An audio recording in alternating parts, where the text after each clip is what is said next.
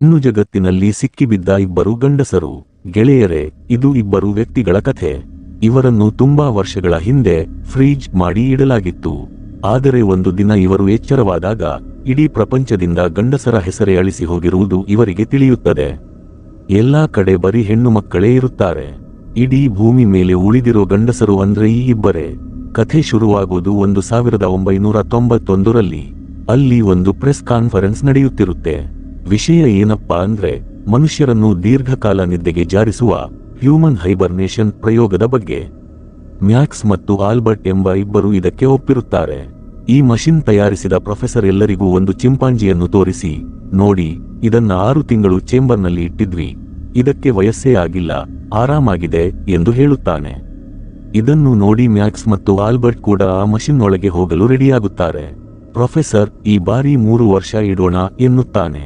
ಇದು ರಿಸ್ಕಿ ಅಂತ ಗೊತ್ತಿದ್ದರೂ ಇವರು ಒಪ್ಪುತ್ತಾರೆ. ಮಷಿನ್ ಚಾಲೂ ಆಗುತ್ತದೆ.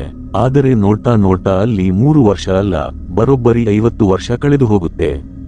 ಕೊನೆಗೂ ಮಷಿನ್ ಓಪನ್ ಮಾಡಿದಾಗ ಇವರಿಬ್ಬರು ಹೊರಬರುತ್ತಾರೆ. ವಿಶೇಷ ಅಂದ್ರೆ ಇವರಿಗೆ ಸ್ವಲ್ಪನೂ ವಯಸ್ಸಾಗಿರೋದಿಲ್ಲ, ಮೊದಲು ಹೇಗಿದ್ದರೋ ಹಾಗೆಯೇ ಇರುತ್ತಾರೆ. ಇವರಿಗೆ ಸಿಕ್ಕಾಪಟ್ಟೆ ಹಸಿವಾಗಿರುತ್ತೆ. 3 ಜನ ಹುಡುಗಿಯರು ಬಂದು ಇವರಿಗೆ ಊಟ ಕೊಡುತ್ತಾರೆ. 50 ವರ್ಷದಿಂದ ಏನೂ ತಿನ್ನದ ಕಾರಣ ಇವರಿಗೆ ರುಚಿಯೇ ಮರೆತು ಹೋಗಿರುತ್ತೆ. ಮ್ಯಾಕ್ಸ್ ತನ್ನ ಹಳೆಯ ಪ್ಲಾನ್ ಪ್ರಕಾರ ಮಷಿನ್ನಲ್ಲಿ ಅಡಗಿಸಿಟ್ಟಿದ್ದ ಸಾರಾಯಿ ಬಾಟಲಿ ಮತ್ತು ಸಿಗರೇಟ್ ಅನ್ನು ಹೊರತೆಗೆಯುತ್ತಾನೆ. ಇಬ್ಬರೂ ಅಲ್ಲೇ ಸಿಗರೇಟ್ ಹಚ್ಚಿ ಸೇದೋಕೆ ಶುರು ಮಾಡ್ತಾರೆ. ಆದರೆ ಸಿಗರೇಟ್ ಹೊಗೆಯಿಂದಾಗಿ ಅಲ್ಲಿ ಅಲಾರಂ ಬಡಿಯೋಕೆ ಶುರು ಮಾಡುತ್ತೆ. ಏನೋ ಗಲಾಟೆ ನಡೀತಿದೆ ಅಂತ ಎಲ್ಲರೂ ಓಡಿ ಬರ್ತಾರೆ. ಇಬ್ಬರು ಹೆಂಗಸರು ಬಂದು ಆ ಬೆಂಕಿನ ಆರಿಸ್ತಾರೆ.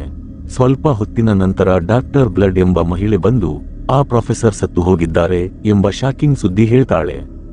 ಅವಳು ಇನ್ನೂ ಒಂದು ಭಯಾನಕ ವಿಷಯ ಹೇಳ್ತಾಳೆ. ಇಲ್ಲಿ ಒಂದು ದೊಡ್ಡ ಯುದ್ಧ ನಡೆದಿತ್ತು. ಆ ಯುದ್ಧದಲ್ಲಿ ಭೂಮಿ ಮೇಲಿರೋ ಎಲ್ಲಾ ಗಂಡಸರು ಸತ್ತು ಹೋದರು. ಈಗ ಇಡೀ ಭೂಮಿಯಲ್ಲಿ ಇರೋದು ಬರೀ ಹೆಣ್ಣು ಮಕ್ಕಳು ಮಾತ್ರ. ನೀವು ಆ ಮಷಿನ್ ಒಳಗಿದ್ದಕ್ಕೆ ಬದುಕಿಕೊಂಡಿದ್ದೀರಿ. ಇದನ್ನು ಕೇಳಿ ಇವರಿಬ್ಬರು ಗಾಬರಿಯಾಗಿ ಅಲ್ಲಿಂದ ಓಡಲು ಪ್ರಯತ್ನಿಸುತ್ತಾರೆ. ಆದರೆ ಬಾಗಿಲು ಮುಟ್ಟಿದ ತಕ್ಷಣ ಕರೆಂಟ್ ಶಾಕ್ ಹೊಡೆದು ಕೆಳಗೆ ಬೀಳ್ತಾರೆ. ಆಲ್ಬರ್ಟ್ ಯೋಚನೆ ಮಾಡಿ ಮ್ಯಾಕ್ಸ್ಗೆ ಹೇಳ್ತಾನೆ, ಲೇ ಮಗ, ಇದೆಲ್ಲ ಸುಳ್ಳು ಇರಬೇಕು. ಗಂಡಸರೇ ಇಲ್ಲ ಅಂದ್ರೆ ಜನಸಂಖ್ಯೆ ಹೆಂಗೆ ಬೆಳೆಯುತ್ತೆ ಅಂತ. ಅದಕ್ಕೆ ಡಾಕ್ಟರ್ ಬ್ಲಡ್ ಉತ್ತರ ಕೊಟ್ಟಾಳೆ, ಇಲ್ಲಿ ಮಕ್ಕಳನ್ನು ಮಷಿನ್ಗಳ ಮೂಲಕ ಹುಟ್ಟಿಸಲಾಗುತ್ತೆ, ಟೆಸ್ಟ್ ಟ್ಯೂಬ್ ಬೇಬಿ. ಇದನ್ನು ಕೇಳಿ ಇಬ್ಬರಿಗೂ ಫುಲ್ ಶಾಕ್ ಆಗುತ್ತೆ. ಅಲ್ಲಿಗೆ ಮತ್ತೊಬ್ಬ ಡಾಕ್ಟರ್ ಮಾರಿಯಾ ಬಂದು, ಈ ಇಬ್ಬರ ಮೇಲೆ ನೀನು ಒಬ್ಬಳೇ ರಿಸರ್ಚ್ ಮಾಡೋ ಹಾಗಿಲ್ಲ, ಬೇರೆಯವರಿಗೂ ಈ ವಿಷಯ ತಿಳಿಸು ಅಂತ ಬ್ಲಡ್ಗೆ ಹೇಳ್ತಾಳೆ. ರೂಮಿನಲ್ಲಿ ಕೂತಿದ್ದ ಇವರಿಬ್ಬರಿಗೆ ಟಿವಿಯಲ್ಲಿ ಒಂದು ಮಗು ಮಾತಾಡೋದು ಕಾಣಿಸುತ್ತೆ. ಆಗ ಇವರಿಗೆ ಕನ್ಫರ್ಮ್ ಆಗುತ್ತೆ, ಇಲ್ಲಿ ಮನುಷ್ಯರ ಸಂಬಂಧಗಳೇ ಇಲ್ಲ, ಬರೀ ಟೆಸ್ಟ್ ಟ್ಯೂಬ್ ಮಕ್ಕಳು ಅಂತ. ಇವರಿಬ್ಬರಿಗೂ ತುಂಬಾ ಬೇಜಾರಾಗುತ್ತೆ. ಮ್ಯಾಕ್ಸ್ ಹೆಣ್ಣು ಮಕ್ಕಳಿಗೆ ಪ್ರೆಗ್ನೆಂಟ್ ಆಗೋಕೆ ಗಂಡಸರ ಸಹವಾಸವೇ ಬೇಡದಂತಾಗಿದೆಯಲ್ಲ ಅಂತ ಅಂದುಕೊಂಡು ಇಬ್ಬರು ಎಣ್ಣೆ ಹೊಡೆದು ಎಮೋಷನಲ್ ಆಗ್ತಾರೆ. ಮರುದಿನ ಬೆಳಿಗ್ಗೆ ಎದ್ದ ತಕ್ಷಣ ಎದುರಿಗೆ ಡಾಕ್ಟರ್ ಬ್ಲಡ್ ಇರುತ್ತಾಳೆ. ಅವಳು ಹೇಗಿದ್ದೀರಾ ಅಂತ ಕೇಳಿದಾಗ ಮ್ಯಾಕ್ಸ್ ತನ್ನ ಹಳೆ ಚಾಳಿ ತೋರಿಸಿ, ನೀನು ನನ್ನ ಜೊತೆ ಒಂದ್ಸಲ ಮಲಗಿದ್ರೆ, ಇಂಟಿಮೇಟ್ ಆದ್ರೆ ಇನ್ನು ಚೆನ್ನಾಗಿರ್ತೀನಿ ಅಂತಾನೆ. ಇದನ್ನು ಕೇಳಿ ಅವಳಿಗೆ ಸಿಟ್ಟು ಬಂದು ಅವನನ್ನು ಎತ್ತಿ ಬಿಸಾಕ್ತಾಳೆ. ಆಗ ಆಲ್ಬರ್ಟ್ ಮ್ಯಾಕ್ಸ್ಗೆ ಬುದ್ಧಿ ಹೇಳ್ತಾನೆ, ಲೇ ಮಗ, ಈ ಕಾಲದ ಹೆಂಗಸರಿಗೆ ಇಂಟಿಮೇಟ್ ಆಗೋದು ಅಂದ್ರೆ ಏನು ಅಂತಲೇ ಗೊತ್ತಿಲ್ಲ, ಸುಮ್ಮನಿರು. ಸ್ವಲ್ಪ ಹೊತ್ತಿನ ನಂತರ ಡಾಕ್ಟರ್ ಬ್ಲಡ್ ಗಾರ್ಡ್ಗಳ ಜೊತೆ ಬಂದು, ಹೊರಗಡೆ ಎಲ್ಲಾ ರೇಡಿಯೇಷನ್ ಹರಡಿದೆ, ಯಾರಾದರೂ ಹೊರಗೆ ಹೋದರೆ ಸತ್ತು ಹೋಗ್ತಾರೆ. ನಮ್ಮ ಹತ್ತಿರ ಒಂದು ಪ್ರಾಣಿ ಇತ್ತು ಎಂದು ಹೇಳುತ್ತಾಳೆ. ರೇಡಿಯೇಷನ್ನಿಂದಾಗಿ ಅವನು ಸಾವನ್ನಪ್ಪುತ್ತಾನೆ. ಮುಂದೆ ಇವರಿಬ್ಬರು ಹೋಗಿ ಎಲ್ಲಾ ಪ್ರಾಣಿಗಳನ್ನು ಪರೀಕ್ಷಿಸಲು ಶುರು ಮಾಡುತ್ತಾರೆ. ಅಷ್ಟರಲ್ಲಿ ಅಲ್ಲಿಗೆ ಅವರ ಲೀಡರ್ ಬರುತ್ತಾಳೆ. ಅವಳನ್ನು ನೋಡಿ ಮ್ಯಾಕ್ಸ್ ಆಶ್ಚರ್ಯಚಕಿತನಾಗುತ್ತಾನೆ ಮತ್ತು ಅವಳ ಜೊತೆ ಮಾತನಾಡಲು ಶುರು ಮಾಡುತ್ತಾನೆ. ಅವನು ಅವಳ ವಯಸ್ಸನ್ನು ಕೇಳುತ್ತಾನೆ. ಆದರೆ ಆಗಲೇ ಒಬ್ಬ ಮಹಿಳೆ ಬಂದು ಅವರಿಗೆ ಹೇಳುತ್ತಾಳೆ, ನಿಮ್ಮ ವಯಸ್ಸು ಎಷ್ಟೆಂದು ನಿಮಗೆ ಗೊತ್ತಿದೆಯೇ? ನೀವಿಬ್ಬರು 86 ವರ್ಷದವರು. ಆದರೆ ಮ್ಯಾಕ್ಸ್ಗೆ ಈ ಮಾತುಗಳಿಂದ ಯಾವುದೇ ವ್ಯತ್ಯಾಸವಾಗುವುದಿಲ್ಲ ಮತ್ತು ಅವನು ಲೀಡರ್ ಬಳಿ ಹೋಗಲು ಪ್ರಯತ್ನಿಸುತ್ತಾನೆ. ಆದರೆ ತಕ್ಷಣವೇ ಎಲ್ಲಾ ಗಾರ್ಡ್ಗಳು ಮ್ಯಾಕ್ಸ್ನನ್ನು ಹಿಡಿದು ಹೊಡೆಯಲು ಶುರು ಮಾಡುತ್ತಾರೆ. ಆಗ ಹಿಂದಿನಿಂದ ಲೀಡರ್ ಅವನನ್ನು ಬಿಟ್ಟು ಬಿಡಿ ಎಂದು ಹೇಳುತ್ತಾಳೆ. ಮುಂದೆ ಮ್ಯಾಕ್ಸ್ ಅವರಿಗೆ ಕೇಳುತ್ತಾನೆ, ನೀವು ನಮಗೆ ಏಕೆ ಸುಳ್ಳು ಹೇಳುತ್ತಿದ್ದೀರಿ? ಇಲ್ಲಿ ಏನಾಯಿತು ಮತ್ತು ಎಲ್ಲಾ ಗಂಡಸರು ಎಲ್ಲಿಗೆ ಹೋದರು? ಆಗ ಲೀಡರ್ ಹೇಳುತ್ತಾಳೆ, ಇದೆಲ್ಲವೂ ಪ್ರೊಫೆಸರ್ ಮಾಡಿದ ತಪ್ಪು. ಅವರು ಗಂಡಸರ ವಯಸ್ಸು ಹೆಚ್ಚಾಗಬಾರದು ಎಂದು ಒಂದು ಮೆಷಿನ್ ತಯಾರಿಸಿದರು, ಆದರೆ ಆ ಮೆಷಿನ್ ಎಲ್ಲರ ಪ್ರಾಣವನ್ನೇ ತೆಗೆಯಿತು. ಇದನ್ನು ಕೇಳಿದ ಆಲ್ಬರ್ಟ್ ಹೇಳುತ್ತಾನೆ, ಇದು ಹೇಗೆ ಸಾಧ್ಯ? ನಾವು ಇನ್ನೂ ಬದುಕಿದ್ದೇವಲ್ಲ, ನಿಮಗೆ ಬೇಕಿದ್ದರೆ ನಾವು ಸಹಾಯ ಮಾಡುತ್ತೇವೆ. ಈ ಮಾತು ಕೇಳಿ ಲೀಡರ್ಗೆ ಕೋಪ ಬರುತ್ತದೆ. ಇದೇ ಸಮಯದಲ್ಲಿ ಅವಳ ಕಣ್ಣು ಒಂದು ಸೇಬಿನ ಮರದ ಮೇಲೆ ಬೀಳುತ್ತದೆ. ಅಲ್ಲಿ ಸ್ವಲ್ಪ ಸಮಯದ ಹಿಂದೆಯಷ್ಟೇ 2 ಸೇಬುಗಳಿದ್ದವು, ಆದರೆ ಇವರಿಬ್ಬರು ಅದನ್ನು ಕಿತ್ತು ತಿಂದಿರುತ್ತಾರೆ. ಇದನ್ನು ನೋಡಿ ಲೀಡರ್ ಹೇಳುತ್ತಾಳೆ, ಬೈಬಲ್ನಲ್ಲಿ ಏನಾಯಿತು ಎಂದು ನಿಮಗೆ ಗೊತ್ತಿದೆ ಅಲ್ವಾ? ಇದೇ ಸೇಬಿನಿಂದಾಗಿ ಅಷ್ಟೆಲ್ಲ ಗೊಂದಲಗಳಾದವು. ಈಗ ನೀವಿಬ್ಬರು ಅದನ್ನು ಮತ್ತೆ ಶುರು ಮಾಡಲು ಹೊರಟಿದ್ದೀರಿ. ನಂತರ ಲೀಡರ್ ಅವರಿಬ್ಬರಿಗೂ ಹೊಡೆಸಿ ಮತ್ತೆ ಕೋಣೆಯಲ್ಲಿ ಕೂಡಿ ಹಾಕುತ್ತಾಳೆ. ಮ್ಯಾಕ್ಸ್ ಅಳಲು ಶುರು ಮಾಡುತ್ತಾನೆ, ಏಕೆಂದರೆ ಅವನು ಮೊದಲ ಬಾರಿಗೆ ಒಬ್ಬ ಮಹಿಳೆಯಿಂದ ಏಟು ತಿಂದಿರುತ್ತಾನೆ. ಆಗ ಆಲ್ಬರ್ಟ್ ಅವನಿಗೆ ಸಮಾಧಾನ ಮಾಡುತ್ತಾ, ಚಿಂತಿಸಬೇಡ, ನಾವು ಇಲ್ಲಿಂದ ಬೇಗ ಹೊರಗೆ ಹೋಗುತ್ತೇವೆ. ನನಗೆ ನಂಬಿಕೆ ಇದೆ, ಈ ಜಗತ್ತಿನ ಆಚೆಯೂ ಮತ್ತೊಂದು ಪ್ರಪಂಚವಿದೆ ಎಂದು ಹೇಳುತ್ತಾನೆ. ಇನ್ನೊಂದು ಕಡೆ ಡಾಕ್ಟರ್ ಬ್ಲಡ್ ಇಂಟಿಮೇಟ್ ಆಗುವುದು ಎಂದರೆ ಹೇಗಿರುತ್ತದೆ ಎಂದು ಯೋಚಿಸುತ್ತಿರುತ್ತಾಳೆ. ಇದರ ಬಗ್ಗೆ ತಿಳಿಯಲು ಅವಳು ಅಲ್ಲಿನ ಅತ್ಯಂತ ವಯಸ್ಸಾದ ಮಹಿಳೆಯ ಬಳಿ ಹೋಗಿ ಕೇಳುತ್ತಾಳೆ.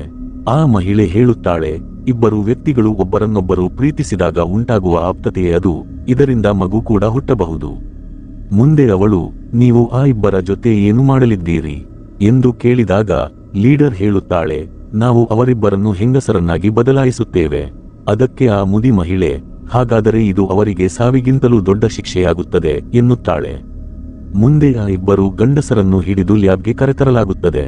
ಅಲ್ಲಿ ಅವರು ನೋಡುತ್ತಾರೆ, ಮಹಿಳೆಯರಿಗೆ ಬ್ರೈನ್ ವಾಶ್ ಮಾಡಲಾಗುತ್ತಿರುತ್ತದೆ ಮತ್ತು ಗಂಡಸರ ಬಗ್ಗೆ ತಪ್ಪು ಮಾತುಗಳನ್ನು ಹೇಳಿಕೊಡಲಾಗುತ್ತಿರುತ್ತದೆ.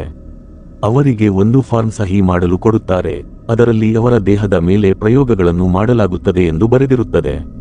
ಆದರೆ ಅವರು ಸಹಿ ಮಾಡಲು ನಿರಾಕರಿಸುತ್ತಾರೆ. ಸ್ವಲ್ಪ ಹೊತ್ತಿನ ನಂತರ ಮೇಲಿನ ಸೀಲಿಂಗ್ ತೆರೆಯುತ್ತದೆ. ಅಲ್ಲಿ ತುಂಬಾ ಜನ ಮಹಿಳೆಯರು ಕುಳಿತಿರುತ್ತಾರೆ. ಆ ಗಂಡಸರ ಬಗ್ಗೆ ಏನು ನಿರ್ಧಾರ ತೆಗೆದುಕೊಳ್ಳಬೇಕು ಎಂದು ಚರ್ಚಿಸಲು ಅವರು ಬಂದಿರುತ್ತಾರೆ. ಆಗಲೇ ಅವರಿಬ್ಬರು ಅಲ್ಲಿಂದ ತಪ್ಪಿಸಿಕೊಂಡು ಓಡುತ್ತಾರೆ. ಓಡುವಾಗ ಅವರಿಗೆ ಇಬ್ಬರು ಮಹಿಳೆಯರು ಕಾಣಿಸುತ್ತಾರೆ. ಇನ್ನೊಂದು ಕಡೆ ಮಹಿಳೆಯರೆಲ್ಲ ಸೇರಿ ಅವರಿಬ್ಬರ ಮೇಲೆ ಪ್ರಯೋಗಗಳನ್ನು ಮಾಡಬೇಕು ಎಂದು ತೀರ್ಮಾನಿಸುತ್ತಾರೆ. ಇಬ್ಬರೂ ಕೆಳಗೆ ಹೋಗಿ ಒಂದು ಅಂಡರ್ಗ್ರೌಂಡ್ ದಾರಿಯ ಮೂಲಕ ಇನ್ನೂ ಕೆಳಗೆ ತಲುಪುತ್ತಾರೆ. ಹೊರಗೆ ಬರುತ್ತಿದ್ದಂತೆ ಅವರಿಗೆ ಒಂದು ಮದ್ಯದ ಬಾಟಲಿ ಮತ್ತು ನ್ಯೂಸ್ ಪೇಪರ್ ಸಿಗುತ್ತದೆ. ಅದರಲ್ಲಿ 1993ರಲ್ಲಿ ನಡೆದ ಒಂದು ಅಪಘಾತದಲ್ಲಿ ಎಲ್ಲಾ ಗಂಡಸರು ಸಾವನ್ನಪ್ಪಿದ್ದಾರೆ ಎಂದು ಬರೆದಿರುತ್ತದೆ. ಅಷ್ಟರಲ್ಲಿ ಗಾರ್ಡ್ಗಳು ಅವರನ್ನು ಹಿಡಿಯಲು ಬರುತ್ತಾರೆ ಮತ್ತು ಅವರು ಒಂದು ಸುರಂಗದ ಟನಲ್ ಮೂಲಕ ಹೊರಗೆ ಹೋಗುತ್ತಾರೆ. ಹೊರಗೆ ಅವರಿಗೆ ಪಾರ್ಟಿ ಮಾಡುತ್ತಿರುವ ತುಂಬಾ ಜನ ಮಹಿಳೆಯರು ಕಾಣಿಸುತ್ತಾರೆ. ಇವರು ಬಂಡಾಯಗಾರರಾಗಿದ್ದು ಲೀಡರ್ನ ನಿಯಮಗಳನ್ನು ಒಪ್ಪದವರಾಗಿರುತ್ತಾರೆ. ತಕ್ಷಣವೇ ಗಾರ್ಡ್ಗಳು ಬಂದು ಇವರಿಬ್ಬರನ್ನು ಹಿಡಿಯುತ್ತಾರೆ. ಆದರೆ ಅಲ್ಲಿನ ಗದ್ದಲದ ಲಾಭ ಪಡೆದು ಮ್ಯಾಕ್ಸ್ ಮತ್ತು ಆಲ್ಬರ್ಟ್ ಗಾರ್ಡ್ಗಳಿಗೆ ಚೆಳ್ಳೆಹಣ್ಣು ತಿನ್ನಿಸಿ ಓಡಿ ಹೋಗುತ್ತಾರೆ. ಓಡುತ್ತಾ ಅವರು ಒಂದು ಲಿಫ್ಟ್ ತಲುಪುತ್ತಾರೆ. ಅಲ್ಲಿ ಡಾಕ್ಟರ್ ಬ್ಲಡ್ ಸಿಗುತ್ತಾಳೆ. ಡಾಕ್ಟರ್ ಅವರಿಗೆ ಹೇಳುತ್ತಾಳೆ, ನೀವು ಇಲ್ಲಿಂದ ಹೊರಗೆ ಹೋದರೆ ಬದುಕುವುದಿಲ್ಲ. ನಂತರ ಅವಳು ಒಂದು ಮೆಷಿನ್ ಮೂಲಕ ಹೊರಗಿನ ಪ್ರಪಂಚವನ್ನು ತೋರಿಸುತ್ತಾಳೆ. ಅಲ್ಲಿ ಎಲ್ಲಾ ಕಡೆ ವಿನಾಶವಾಗಿರುತ್ತೆ ಮತ್ತು ಯಾವುದೇ ಮನುಷ್ಯ ಬದುಕಿರಲು ಸಾಧ್ಯವಿರುವುದಿಲ್ಲ. ಹೊರಗಡೆ ರೇಡಿಯೇಷನ್ ಮಟ್ಟ ತುಂಬಾ ಹೆಚ್ಚಿದೆ ಅಂತ ಡಾಕ್ಟರ್ ಬ್ಲಡ್ ಇಬ್ಬರಿಗೆ ಎಚ್ಚರಿಕೆ ಕೊಡ್ತಾಳೆ. ಇದೇ ರೇಡಿಯೇಷನ್ನಿಂದಾಗಿ ಎಲ್ಲಾ ಗಂಡಸರು ಸತ್ತಿರೋದು ಅಂತಾನು ಹೇಳ್ತಾಳೆ. ಆದ್ರೆ ಮ್ಯಾಕ್ಸ್ ಮತ್ತು ಆಲ್ಬರ್ಟ್ ಅವಳ ಮಾತನ್ನು ನಂಬಲ್ಲ. ನಾವು ಇಲ್ಲಿರೋ ಬದಲು ಹೊರಗಡೆ ಹೋಗಿ ಸಾಯೋದೆ ಮೇಲು ಅಂತ ಹೇಳಿ ಅಲ್ಲಿಂದ ಹೊರಡುತ್ತಾರೆ. ಡಾಕ್ಟರ್ ಬ್ಲಡ್ಗೆ ಅವರ ಮೇಲೆ ಕಾಳಜಿ ಇರೋದ್ರಿಂದ ಅವರು ಸಾಯಬಾರದು ಅಂತ ಸೆಕ್ಯೂರಿಟಿ ಗಾರ್ಡ್ಸ್ನು ಕರೆಸಿ ಅವರನ್ನು ಹಿಡಿಸ್ತಾಳೆ. ಗಾರ್ಡ್ಸ್ ಆ ಇಬ್ಬರನ್ನು ಎಳ್ಕೊಂಡು ಹೋಗುವಾಗ ಅವರು ಡಾಕ್ಟರ್ಗೆ, ನೀನು ತುಂಬಾ ಸ್ವಾರ್ಥಿ ಅಂತ ಬೈಯುತ್ತಾರೆ. ಅಷ್ಟರಲ್ಲಿ ಡಾಕ್ಟರ್ಗೆ ಅವಳ ಪ್ರಮೋಷನ್ ಆದ ಬಗ್ಗೆ ವಿಷಯ ತಿಳಿಯುತ್ತೆ. ಜೊತೆಗೆ ಆ ಇಬ್ಬರು ಗಂಡಸರ ಮೇಲೆ ರಿಸರ್ಚ್ ಮಾಡಿ ಆಪರೇಷನ್ ಮೂಲಕ ಅವರನ್ನು ಹೆಂಗಸರನ್ನಾಗಿ ಮಾಡಬೇಕು ಅನ್ನೋ ಆರ್ಡರ್ ಬರುತ್ತೆ. ಆದ್ರೆ ಡಾಕ್ಟರ್ ಬ್ಲಡ್ಗೆ ಇದು ಇಷ್ಟ ಇರಲ್ಲ. ಲ್ಯಾಬ್ನಲ್ಲಿ ನಡೆದ ಘಟನೆ. ಮ್ಯಾಕ್ಸ್ ಮತ್ತು ಆಲ್ಬರ್ಟ್ನನ್ನು ಲ್ಯಾಬ್ಗೆ ಕರೆದೊಯ್ದಾಗ ಅವರು, ನಾವು ಹೆಣ್ಣಾಗೋದಕ್ಕಿಂತ ಸಾಯೋದೇ ವಾಸಿ ಅಂತ ಕಿರುಚಾಡ್ತಾರೆ. ಅಲ್ಲಿ ಮ್ಯಾಕ್ಸ್ಗೆ ಅವನ ಹೆಂಡತಿ ಸಿಗ್ತಾಳೆ. ಅವಳು, ನೀನು ಹೈಬರ್ನೇಷನ್ಗೆ ಹೋದಾಗ ನಾನು ಗರ್ಭಿಣಿಯಾಗಿದ್ದೆ. ನೀನು ನನ್ನ ಬಗ್ಗೆಯಾಗಲಿ ನಿನ್ನ ಮಗುವಿನ ಬಗ್ಗೆಯಾಗಲಿ ಯೋಚನೆ ಮಾಡಲಿಲ್ಲ ಅಂತ ಅವನಿಗೆ ಬೈಯುತ್ತಾಳೆ. ಡಾಕ್ಟರ್ ಬ್ಲಡ್ ಹೇಗಾದ್ರೂ ಮಾಡಿ ಅವರಿಬ್ಬರನ್ನು ಅಲ್ಲಿಂದ ಕಾಪಾಡಿ ಕರ್ಕೊಂಡು ಹೋಗ್ತಾಳೆ. ಆದ್ರೆ ಅಷ್ಟರಲ್ಲೇ ಆಲ್ಬರ್ಟ್ಗೆ ಅನಸ್ತೇಶಿಯಾ ಕೊಟ್ಟಿದ್ದರಿಂದ ಅವನ ಪರಿಸ್ಥಿತಿ ಹದಗೆಟ್ಟಿರುತ್ತೆ. ತಪ್ಪಿಸಿಕೊಳ್ಳುವ ದಾರಿಯಲ್ಲಿ ಸಿಕ್ಕ ಗಾರ್ಡ್ಸ್ನಿಂದ ರೇಡಿಯೇಷನ್ ಸೂಟ್ ಕಿತ್ತುಕೊಂಡು ಅವರು ಮೇನ್ ಗೇಟ್ ಹತ್ತಿರ ಬರ್ತಾರೆ. ಆದರೆ ಗೇಟ್ ಲಾಕ್ ಆಗಿರುತ್ತೆ. ಮ್ಯಾಕ್ಸ್ ಸಿಟ್ಟಿನಲ್ಲಿ ಬೈದಾಗ ಆ ಗೇಟ್ ಓಪನ್ ಆಗುತ್ತೆ. ಯಾಕಂದ್ರೆ ಆ ಗೇಟ್ ಪಾಸ್ವರ್ಡ್ ಒಂದು ಬೈಗುಳ ಆಗಿರುತ್ತೆ. ಹೊರಜಗತ್ತಿನ ರಹಸ್ಯ. ಡಾಕ್ಟರ್ ಬ್ಲಡ್ ಕೂಡ ಅವರ ಜೊತೆ ಹೊರಗಡೆ ಬರ್ತಾಳೆ. ಅಲ್ಲಿ ಎಲ್ಲವೂ ನಾಶವಾಗಿದೆ ಅಂತ ಅವರಿಗೆ ಹೇಳಲಾಗಿತ್ತು, ಆದ್ರೆ ಅದೆಲ್ಲ ಬರೀ ನಾಟಕ ಆಗಿರುತ್ತೆ. ಹೊರಗಡೆ ಒಂದು ಪರದೆ ಇರುತ್ತೆ. ಅದನ್ನು ಸೀಳಿ ನೋಡಿದಾಗ ಎಲ್ಲವೂ ಮಾಮೂಲಿಯಾಗಿ ಇರೋದು ಕಾಣಿಸುತ್ತೆ. ಅವರು ಮುಂದೆ ಹೋದಾಗ ಒಂದು ಸಮುದ್ರ ತೀರ ಬೀಚ್ ಸಿಗುತ್ತೆ. ಗಾಳಿ ಸಿಗುತ್ತಿಲ್ಲ ಅಂತ ಭಯವಾಗುವಾಗ ಮ್ಯಾಕ್ಸ್ ತನ್ನ ಸೂಟ್ ಬಿಚ್ಚುತ್ತಾನೆ. ಆಗ ಗೊತ್ತಾಗುತ್ತೆ ಹೊರಗಡೆ ಯಾವುದೇ ರೇಡಿಯೇಷನ್ ಇಲ್ಲ ಅಂತ. ಅಲ್ಲಿನ ಲೀಡರ್ ಇಷ್ಟು ದಿನ ಎಲ್ಲರಿಗೂ ಸುಳ್ಳು ಹೇಳಿ ಮೋಸ ಮಾಡ್ತಾ ಇರ್ತಾಳೆ. ಅವರಿಗೆ ಒಂದು ದೊಡ್ಡ ಮನೆ ಮತ್ತು ಊಟ ಸಿಗುತ್ತೆ. ಅಲ್ಲಿಗೆ ಬರುವ ಎಮಾ ಕೂಡ ಆಮ್ಲಜನಕ ಇಲ್ಲದೆ ಪ್ರಜ್ಞೆ ತಪ್ಪಿ ಬೀಳ್ತಾಳೆ. ಕ್ಲೈಮ್ಯಾಕ್ಸ್, ಒಂದು ರಿಮೋಟ್ ಮೂಲಕ ಅವರಿಗೆ ಸತ್ಯ ತಿಳಿಯುತ್ತೆ. ಲೀಡರ್ ಊರೆಲ್ಲ ಸುಳ್ಳು ಸುದ್ದಿ ಹಬ್ಬಿಸಿರುತ್ತಾಳೆ. ಆದರೆ ಅಸಲಿ ವಿಷಯ ಏನಂದ್ರೆ, ಆ ದೇಶದ ಲೀಡರ್ ಒಬ್ಬ ಹೆಂಗಸಲ್ಲ, ಅವಳು ಒಬ್ಬ ಗಂಡಸು. 20 ವರ್ಷಗಳ ಹಿಂದೆ ಬದುಕಿದ್ದ ಏಕೈಕ ಗಂಡಸು ತಾನೇ ಆಗಿದ್ದರಿಂದ ಪ್ರಾಣ ಉಳಿಸಿಕೊಳ್ಳಲು ಆತ ಹೆಂಗಸಿನ ವೇಷದಲ್ಲಿದ್ದ. ರೇಡಿಯೇಷನ್ ಮೊದಲೇ ಮುಗಿದು ಹೋಗಿದ್ದರೂ ಸತ್ಯ ಹೇಳಲು ಆತ ಹೆದರುತ್ತಿದ್ದ. ಕೊನೆಗೆ ಮ್ಯಾಕ್ಸ್, ಡಾಕ್ಟರ್ ಬ್ಲಡ್ ಮತ್ತು ಆಲ್ಬರ್ಟ್ ಎಮಾ ಒಂದಾಗುತ್ತಾರೆ. ಲ್ಯಾಬ್ನಲ್ಲಿ ಫಾರ್ಮುಲಾವನ್ನು ಚೇಂಜ್ ಮಾಡ್ತಾರೆ. ಇದರಿಂದ ಮುಂದೆ ಗಂಡು ಮಕ್ಕಳೇ ಹುಟ್ಟುವಂತೆ ಮಾಡ್ತಾರೆ. ಕೆಲವು ವರ್ಷಗಳ ನಂತರ ಆ ಊರಿನಲ್ಲಿ ಒಂದು ಗಂಡು ಮಗು ಜನಿಸಿದಾಗ ಅದನ್ನು ನೋಡಿ ನರ್ಸ್ ಆಶ್ಚರ್ಯದಿಂದ ಜೋರಾಗಿ ಕೂಗುತ್ತಾಳೆ.